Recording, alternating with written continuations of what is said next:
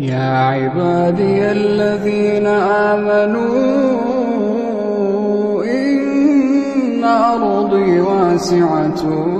فإياي فاعبدون كل نفس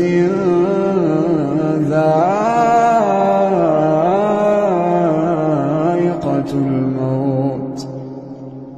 كل نفس ذائقة الموت ثم إلينا ترجعون والذين آمنوا وعملوا الصالحات لنبوئنهم من الجنة غرفا تجري من تحتها الأنهار خالدين فيها